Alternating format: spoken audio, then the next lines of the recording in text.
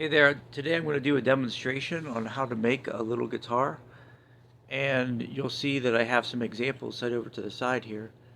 Now, each of these have been made in the last week or so, and you can see I've used different color patterns, and I've been able to come up with different designs kind of on the fly. Haven't put a lot of thought into these before I get started. I'm just thinking, okay, I have this many markers, about 30 colors to work with, and I have this template over here that I made. This humble little cardboard template has really served me really well. What I did is I drew basically a little guitar into a fairly thick stock of a medium grade cardboard that you might find like in packaging. And then when I cut that out with my X-Acto blade, then I've been using this as a pattern for my little guitars since then. And you'll see how this all comes together. So one thing I want you to notice is that the little guitar uh, template is smaller than the outcome of the guitar that you see here. That's because I add on to it. It doesn't really. This is the template is the starting place, and then this is where it ends up, and you'll kind of see that. I'm gonna set these off to the side, kind of get these out of the way for now, and get to work. So my favorite pen to work with when it comes to doing these little guitars is going to be a Sharpie pen.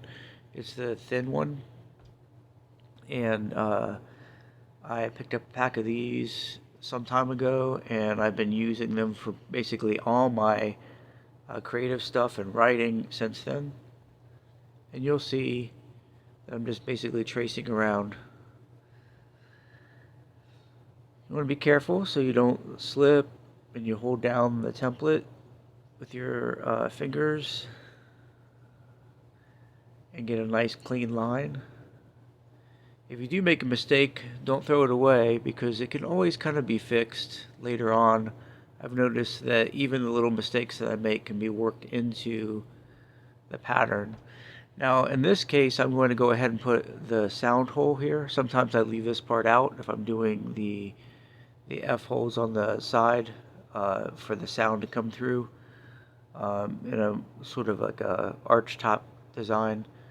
In this case, I'm going to go ahead and use that, and I always kind of let it sit just for half a second before I pull it off so that there's no wet parts on there. And this is really kind of what I'm going for. I did this one earlier, so you'll see me working on this to get it into this sort of condition. That way I can start adding my color details in all the other lines that I like to do.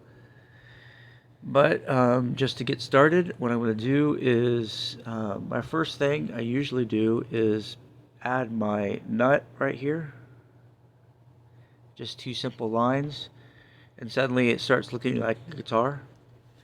I go ahead and put the slots here for the tuners. Sometimes I do like a regular, like this, I don't know what you call it, a slotless headstock. And you may notice, hey, you didn't do that very well. You're not very neat about that. Well, that's okay because I'm kind of looking more for the overall design of things. I'm not going to be playing this guitar, but I do want it to look playable. Try to get as good as possible on the details. And sometimes I make mistakes that need to be kind of worked into the overall design.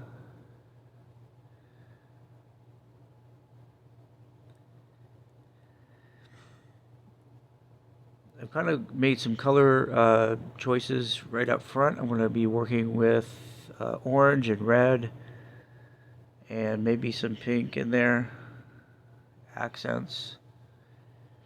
I've got some metallic stuff that I can do. I have some metallic pens, some gold and silver metallic pens. And I also have some lighter colors like gray and sort of a beige tan that I can use for other purposes, as you'll see. So I did kind of move that template a little too fast, and it kind of smeared a little there. We'll end up working that into the design. That's really not a problem. The next thing we need to do is go ahead and put in the frets. Now I used to fret about this quite a bit. Now I don't. If you play a guitar, you know that the three at the top are going to be wider, and then they get narrower and narrower as you go along. I am going to just wing it here. And in the end, you may say, hey, those don't all line up, or they don't all look like they should be the thickness that they are between frets. But if you've ever seen a piece of guitar art, somebody who plays guitar knows that sometimes guitar designs are kind of fanciful and not super realistic. I try to make things that look playable. I just use this little eraser. I have a ruler over here, which I use for some things, and I'll be using that for the strings.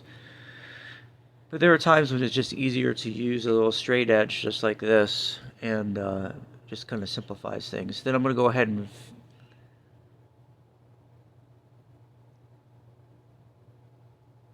and fix this, or finish this. At the bottom, I try to make that straight across.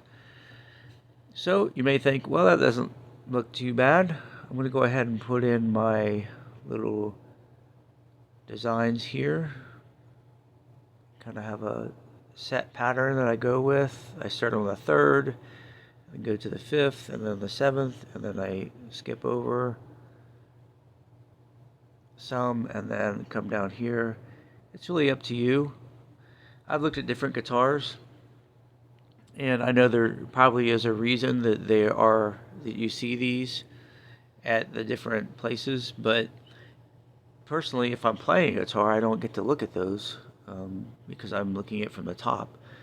So I think they're more decorative than anything, but I'm sure they do have a reason. Somebody might tell me why. But what I'm going to do is fill this out. This body is a little too thin, and what I'm going to do is do a trace around.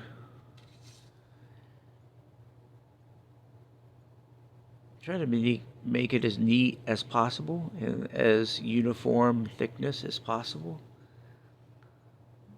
I mean, not purposely trying to be sloppy or rush things.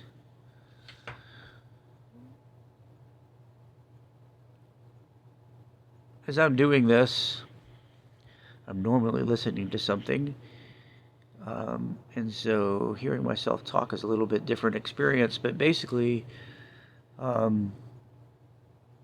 listen to a lot of old radio shows that somebody has placed the files online.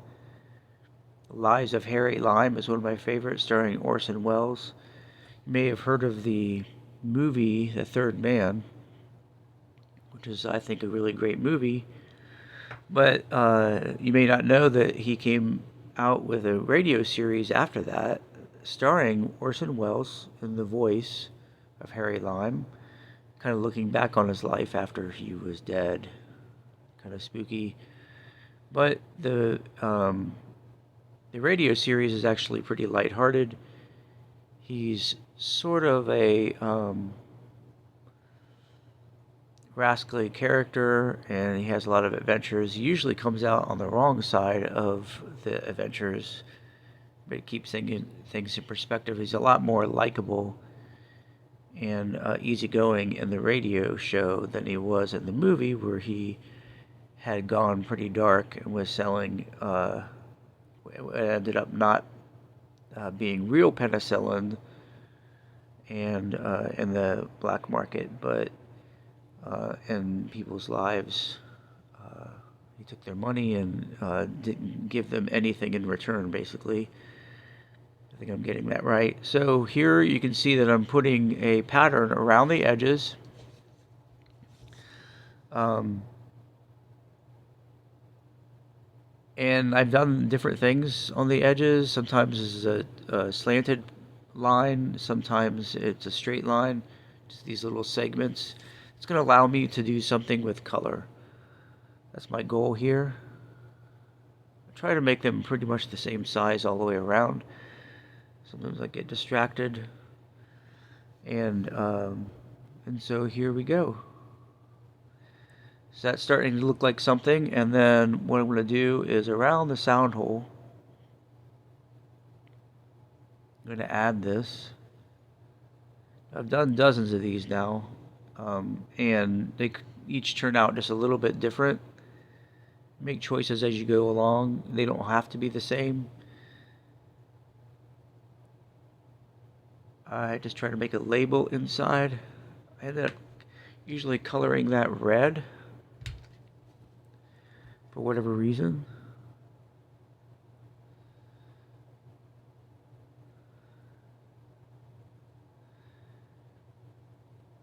It will get almost covered up because there's going to be lines that go across eventually with the strings coming down, and also a slanted line to show that this is a shadow inside, and that's to add a little bit of depth. So now what I'm going to do is add the strings. Now over time I've learned that to add the strings, it's probably best to try to get your spaces even up here. The 6 dots. It's best to do that ahead of time, otherwise you kind of are kind of running out of space. So I don't know if you can see all of this, but I'm just using this straight edge or this ruler. I don't think it has to be a ruler, but this particular ruler has a cork bottom, and it's kind of nice for that because it stays in place a lot easier than rulers that don't have it. And what I try to do is just try to do my parallel line like a string really would be. I'm normally not doing it while people watching, so hopefully this turns out okay.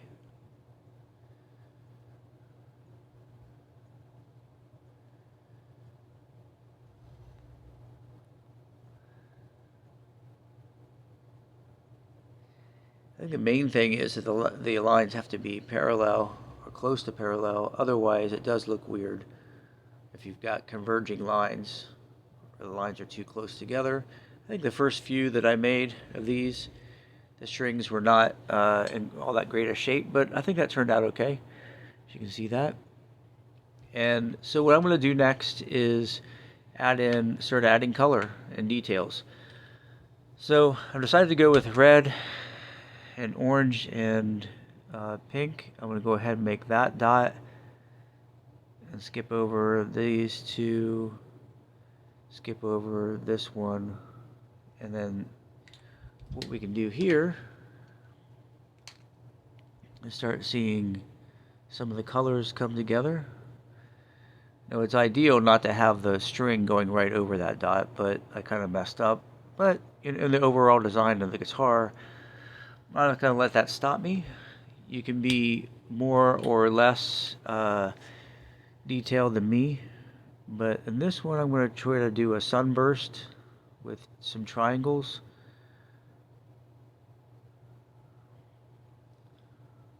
And you can see I'm just kind of making little triangles here. Happy little triangles.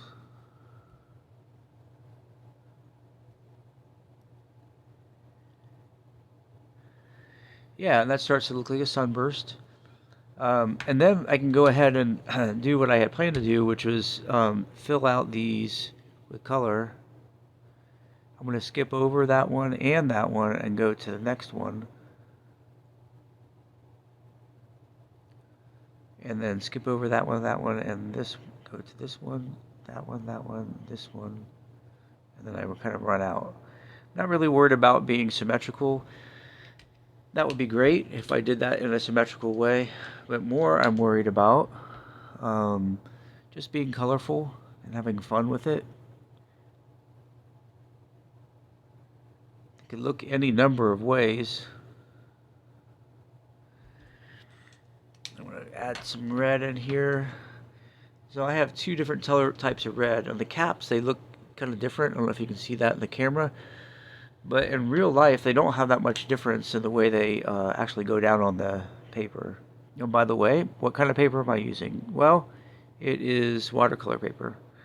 I feel like it is just absorbent enough, but enough of the color stays on the surface. And so I don't really have any problems with the paper soaking in too much of the color. It stays right there. Here's what I'm going to do. I'm trying to be careful about this. Keep these shadow lines inside the sound hole. You can see my label, my red label inside got covered up. It's still visible, but it looks like it might if it were actually in a guitar. You don't really see that part very well. So what I'm going to do now is make some other choices around the edges. So I decided to more or less go with the same pattern. Maybe we'll do something like this, where we do an orange, and then I'll skip over two and do another orange. I'll just keep doing this all the way around. Now if I mess this up somehow, my way of handling things is just to keep going. I make mistakes. It's not really going to, if you keep going and the rest of the guitar kind of falls into place and the looks pretty much like the coloring pattern is uniform, then one little mistake is not going to make a big difference. It's when something draws your eye, draws your attention to it, that you, I mean, I have scrapped a guitar or two along the way where it just was not going well. I picked colors that didn't end up working out together, and then kind of started over. And so I'm done with my orange. I'm going to go ahead and go to my red next. Nope. Keep it the way I started. So I'll do this with the gold inside.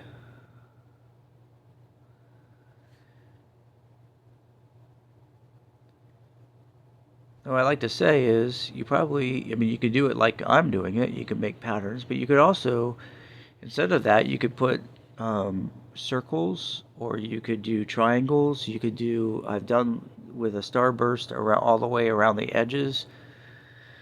It's really up to you. You don't have to copy my pattern. Just have fun coming up with your own ideas.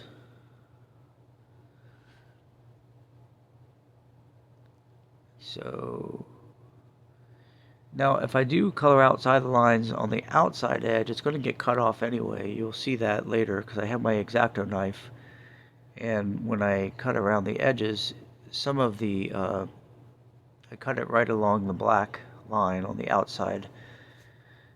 And you could say, well, you could stop there. I like the white. Sometimes I do. Sometimes I don't use a third color or another color. Sometimes I leave a space for white.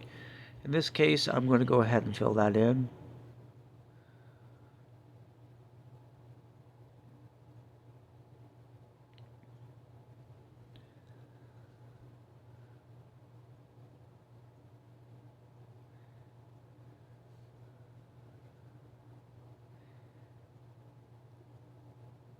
You may be wondering, what am I going to do on the inside of the guitar? Well, I don't know quite yet. I haven't planned that out very well ahead of time, but that's okay. I think some of these things can be spontaneous. Some of these choices.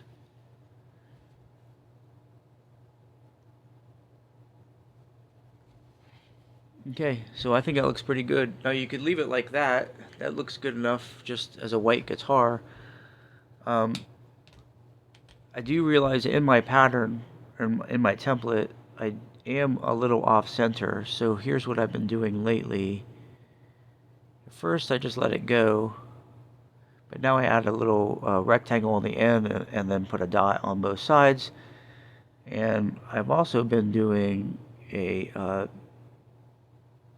dot to represent the string, the pin, and then you can put a little dot of color in there if you choose to do so. I'm going to go ahead up to the top and start coloring in my tuners with a gold. Now I have actually metallic gold, but I decided to go with just a flat gold here. Color. Again, these are all color choices that you can make on the fly. I mean, I always make all the colors the same, but I mean, you could make all kinds of different colors up there, I guess. But what I want to do is use this sort of caramel brown for the wood up in the headstock. I tried a few different kinds of brown. This one seems to be the one that has the best balance of looking like wood but not going so dark that it's almost like black. Some of the browns that I have are super dark, and I kind of enjoy being able to see through a little bit. So here's what I'm going to do with this. You can see it kind of go on the top and the bottom, and then I try to just lightly color in between, and then around the edges. I'm not super precise. Maybe I should be a little bit more precise there, but trying to move through this video and not have it take forever. So that's where we are right now. But I thought I like to do decorative patterns, and sometimes it's nice to have a little decoration on the guitar. So, like I said, I've done a lot of these, and so I've come up with some go-to patterns.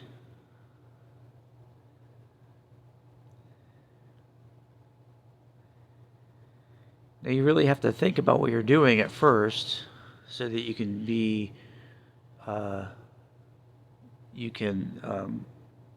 be symmetrical on both sides. Well, that's not quite symmetrical, but it's good enough for me. So what I'm going to do is something like this,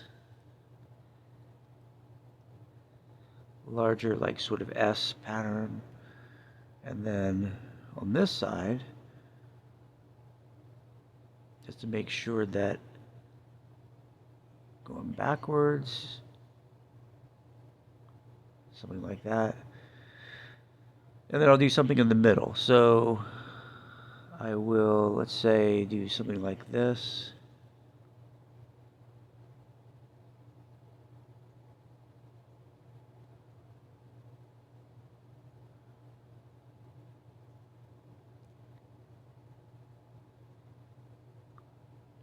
And then sometimes I connect them. So if I go like this, and do like this, it starts to come together. If I go come down,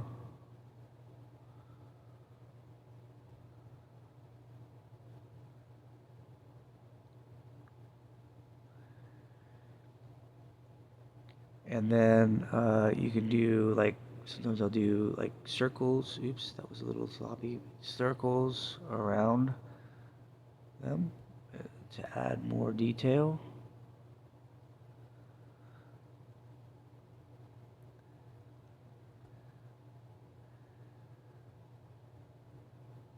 I find that you don't really need to plan that out too far ahead,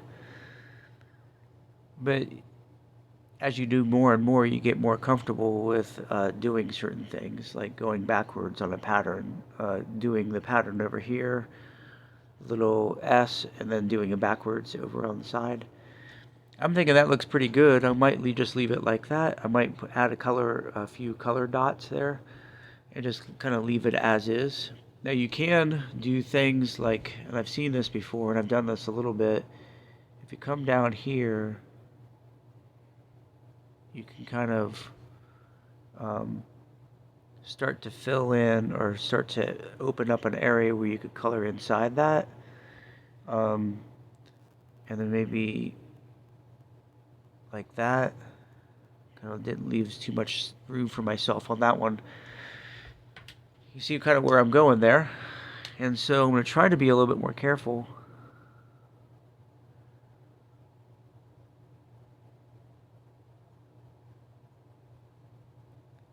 And then I'll use the yellow that I have, or the orange, sorry, orange.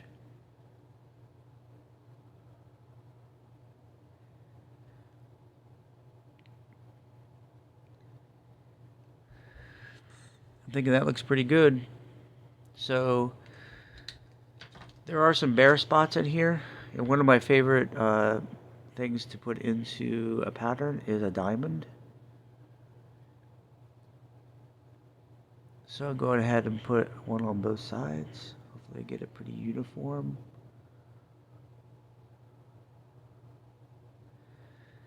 Actually, they look kind of, they're different diamond shapes almost, but overall to the design, I think it looks pretty uniform, and so I will put a little gold in there.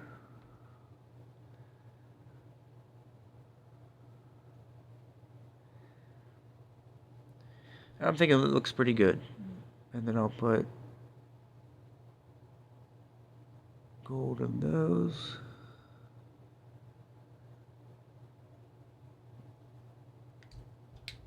Maybe go back to red for some of these.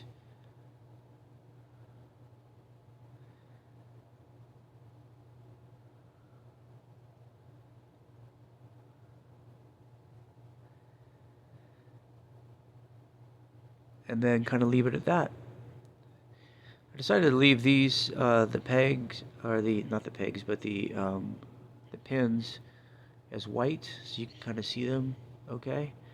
This is a very pleasant looking guitar. Now what I've noticed though, when I first got started, I used to not do anything around the neck, but I've noticed that just putting a neutral color on both sides of the neck allows you to strengthen the neck, so when you cut it out, it isn't so floppy. Maybe you'll kind of see what I mean. Because when you cut like right along the neck without a color on, without sort of a margin on both sides, it can get too thin.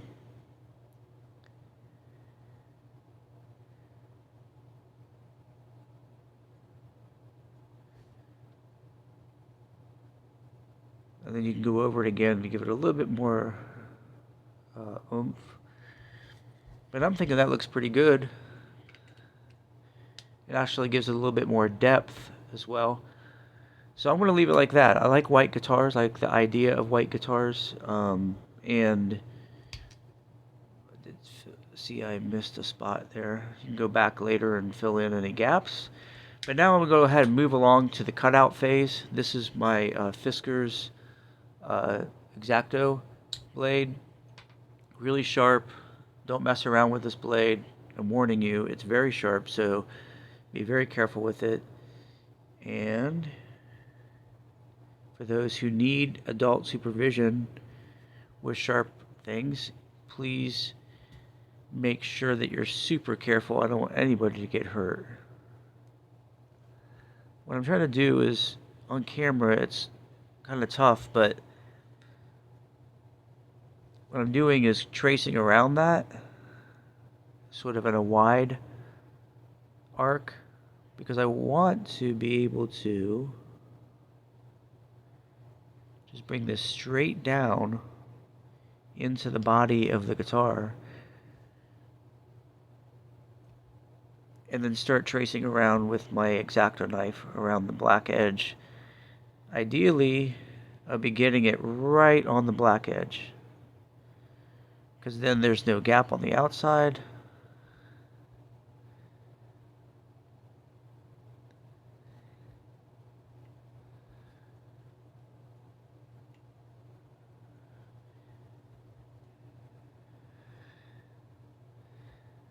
Again, when I'm doing this on my own, I'm not really so much thinking about what I'm doing. I'm just tracing along with the X-Acto knife.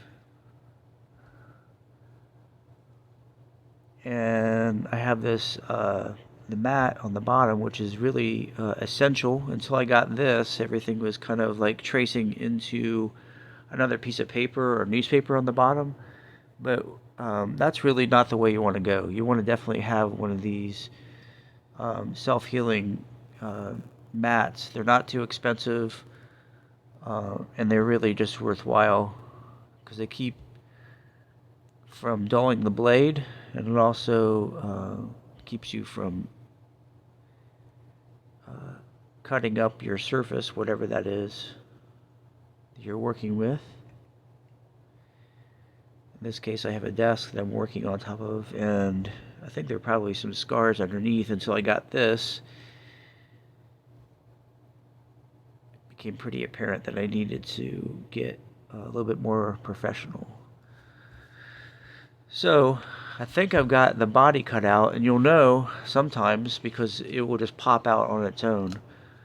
And this one looks like a pretty good, it popped out pretty nicely. The place where it sticks is always right here. That's because those two lines intersecting coming down, and then the one that you're tracing around. I just try to really lightly score that again to see if I can get it to pop out. I'd rather not tear it. If you tear it, sometimes it can leave a frayed edge, and I kind of like to avoid that. See, I'm still not quite cutting it here.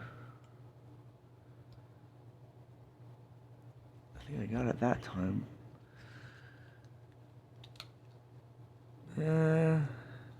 It's something that I need to still work on. It's one of those skills that I'd like to get better at. So I'm going to try to score that just a little bit more,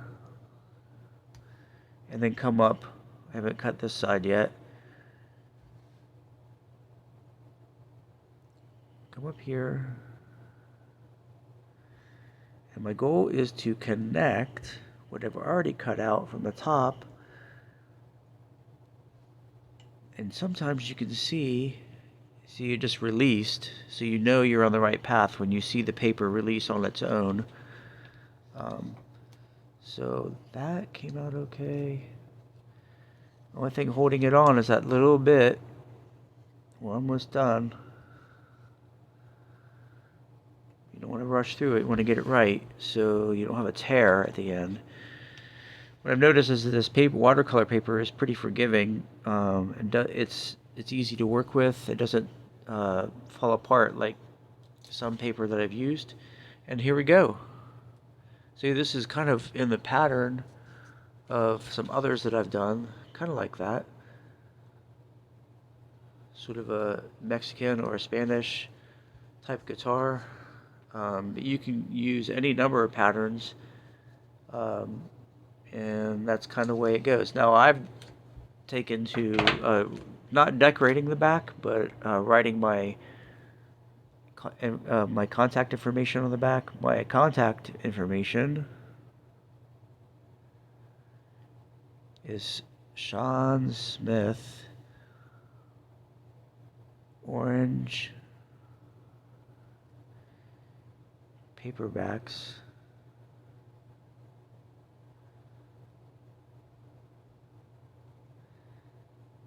at gmail.com.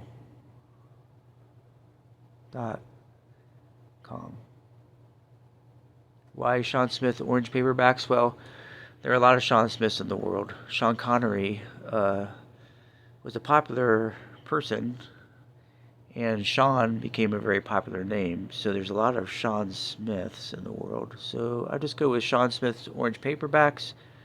Love the color orange. Like to read paperbacks. And so there we go. So I do a little pattern here.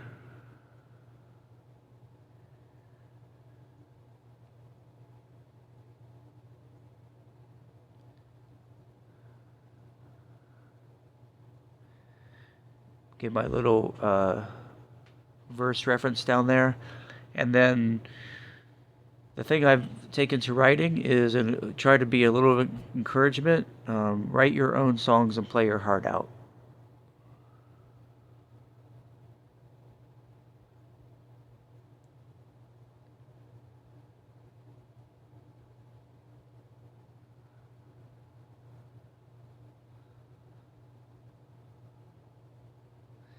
Which is my encouragement to anyone, especially young people.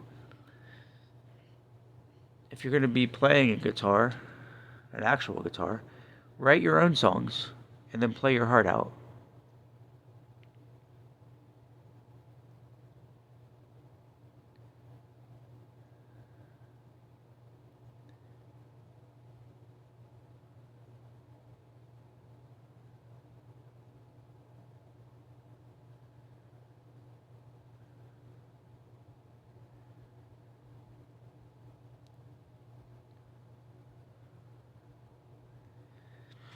There you go. That's the back. I guess you can write whatever you want on the back, but this is the finished product, and I hope you enjoyed it. If you have any questions about materials, I tried to be upfront as possible. Sharpie pens, this thin one is the fine. You can see that it's kind of dark, but the Sharpie pen, the fine, I recommend these for pretty much any writing, but especially for this detailed creative work, it is really the good one to go with. It doesn't bleed.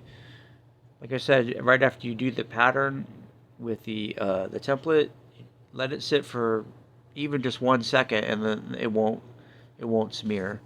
You can see that that little smear that we got earlier, it's kind of indistinguishable now because it got covered up with the gray. But and I think this kind of looks cool just by itself. I want to try to do something creative with that at some point. The After I've cut out the guitars, but I'm hoping that you will find something to do, even if it's not a guitar, but some other type of pattern that you can make with a template. It can be pretty humble looking. This little guy has been around for a while now, and it's led to a lot of really cool things. And I use these as giveaways to people, just hand them out. It's kind of like my business card, and each one has a personalized business card. I'm a singer-songwriter and a painter and just basically a maker. And so I use these as my business card. And if you want to contact me, again, the contact information is Sean Smith, orangepaperbacks@gmail.com. All right, thanks.